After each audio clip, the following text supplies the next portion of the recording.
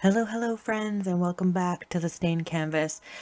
Today I am trying surface carving. It's my first time carving a pumpkin this way. Generally I do the old jack-o'-lantern, cut out the triangle eyes and all that kind of thing.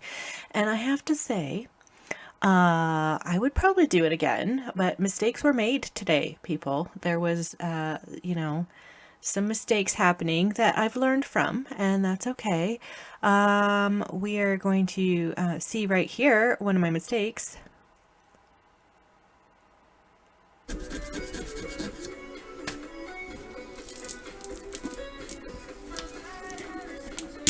Oh no! So yeah, that happened, and that was interesting trying to get the cover off without a stem on it. So, yeah, so that's just one of the things I learned today. Make sure to cut through the pumpkin. So all I'm doing here is just the regular jack-o'-lantern, taking out the seeds. I save the seeds every year and I actually roast them. The recipe I got 20 years ago about, and it's really, really good. All it is a couple teaspoons or tablespoons of butter. Like, you just take the seed part on your cookie sheet, put a couple tablespoons of butter, a little bit of salt. We actually, this year I didn't even have any butter, so I just did like cooking spray on the cookie sheet.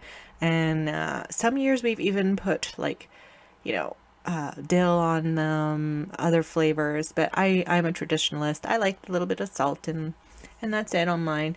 They turned out really, really good. That batch right there, you see, they didn't even last very long. They were gone by the end of the night. And these are some of the tools. I actually never used them. I only used like 2 or 3 of those pile of tools there. This one here is actually a clay carving tool, and yeah, I was surprised. It actually like breaks a little bit on me, so I think I fast forwarded the video enough that you don't actually see me take it apart. But yeah, it comes apart. I had to try and glue it back together. So that's another thing that I've learned. Maybe find some better tools next time I do this, right? So yeah, I had the hardest time trying to figure this out. I came across a Martha Stewart video, like on her show like 7 years ago, I think. She had a guest on called, his name is Ray Villafane, and he's a fantastic pumpkin carver. I think he carves pumpkins like every year. He's got this like huge pumpkin village. I think it's in California. I don't know, but he's one of the top pumpkin carvers. And so he was on her show, and I didn't catch a lot of it, but I just caught like the initial, brow bone under the nose kind of thing. And then I kind of went from there, and I never have a plan when I'm doing art, any kind of art. I just kind of see what happens. And I am happy with the final result of my pumpkin. But yeah, it took me like 5 hours to do. I think if I would have had a plan, it probably would have been a lot faster. Would have went a lot smoother. You'll see me poking the eyes several times in this just with my finger, and I'm just testing. Like, it gets super soft around the eye area, and I get a little panicky because there's literally, like, after you scrape the insides out, there's not a lot of room to carve out of, and you have to press the eyes in so that the nose pops out. So you're taking away a lot from the eyes and some of the mouth. And so I was really stressed out. I was like, oh, I'm going to pop holes in this eye. But it turned out fine. It turned out fine.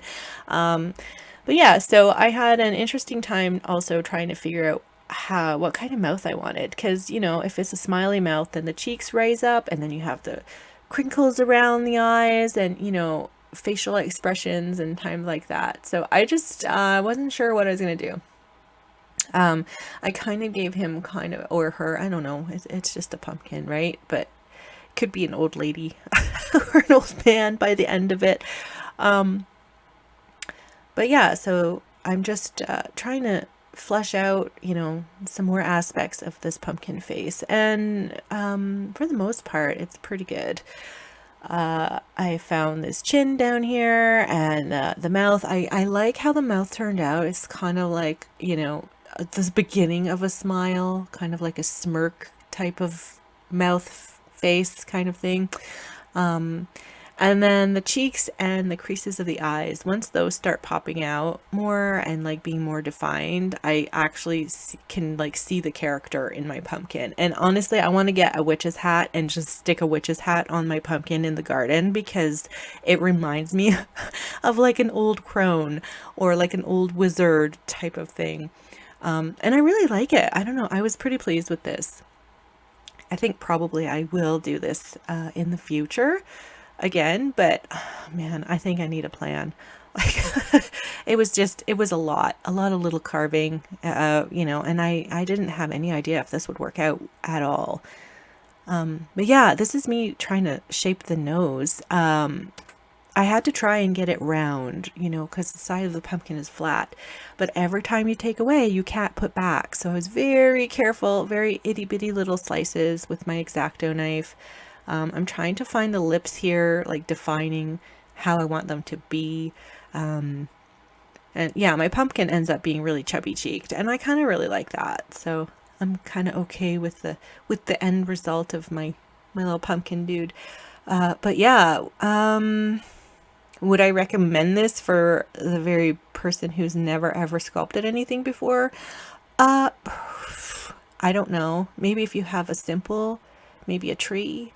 If you just sculpt a simple tree, that would be working. But you really need to know about faces, really. You need to know, you know, how the face works, where the nose is situated. Like, you know, I actually put the eyes too close together on this pumpkin, but I kind of like that with it anyway. You know, it's Halloween. It's not supposed to be totally lifelike, but yeah, I don't know. I don't know if I would do this again. Probably. I don't know. I'm a sucker for that, but so yeah, this is the pumpkin, and I am just going to let you finish off here. So bye, and I will talk to you guys later.